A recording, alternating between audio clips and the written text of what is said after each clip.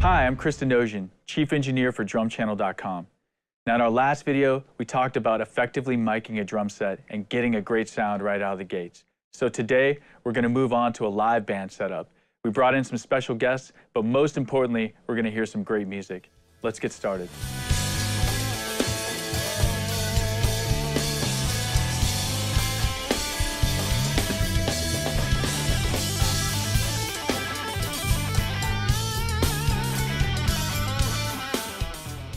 With the band, Stephen Perkins on drums, and Richie Garcia on percussion, we've got some great musicians here. Let's go ahead and talk about the drum setup. In the first two videos, I went into miking a drum kit effectively, and today I'm using the same setup on Stephen's kit. Let's take a look. So here's the mic setup for the drums.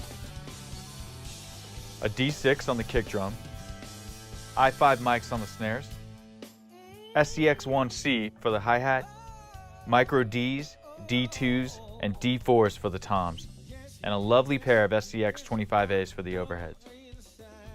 So I think with every instrument, there's a personality and a voice. And if you can connect with that and have a conversation with it, then you've got this relationship with your drums. If you can capture the noise of the instrument after the musician learns how to play it, that's the relationship you get with the microphone and the engineer and all the gear that keeps on rotating in that massive engine room.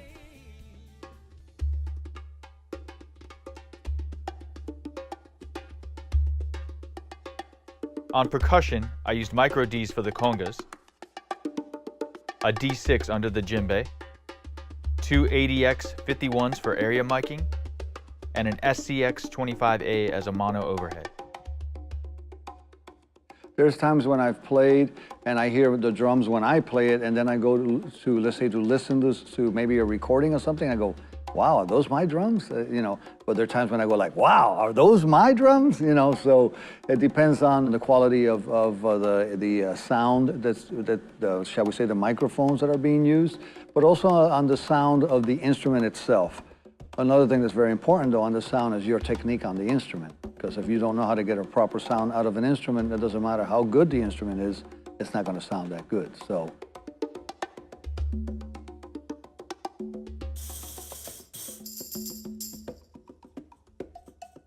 Now those two make it look really easy. Let's go ahead and move on so you can see how simple this band setup is.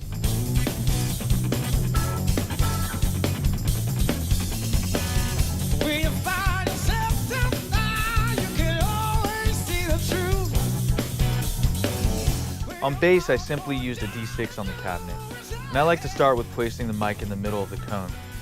This usually gives me a good balanced tone as well. Now sometimes I'll even angle it a little bit, and that depends on the size of the speaker. As you can see though, I placed it as far away as I could from the drums, and that kind of helps with the bleed in this live setup.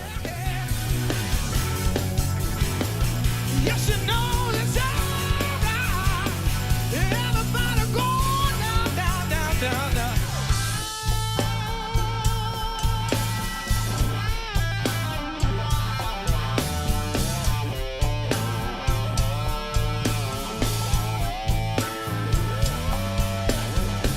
The guitar is another perfect simple setup, and I just used an i5 on that.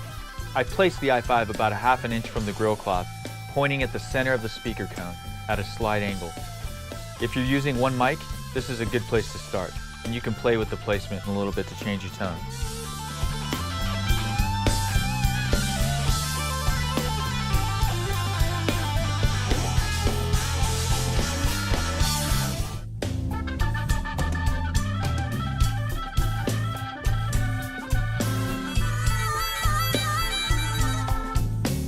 The organ had a rotary speaker system, so I used a D6 at the bottom of the cabinet, and that captured the bass tone.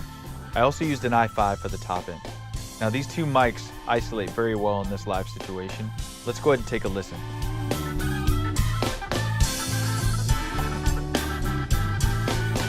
Now last but not least, the vocals and harmonica.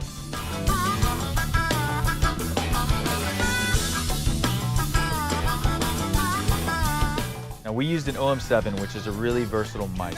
It's great for a live situation like this because it has a tight pattern, so it's really resistant to feedback.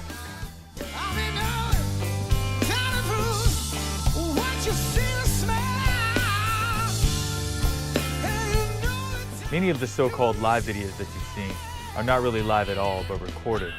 Capturing live sound is a completely different animal. There's no overdubs here.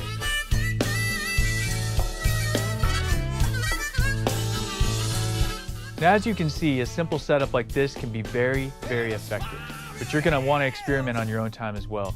Of course, it helps to have a great band in the house. So I'd like to say thanks to the band for coming out and playing for us. And for more information on Audix Microphones, you're going to want to go to audixusa.com. Let's hear some music.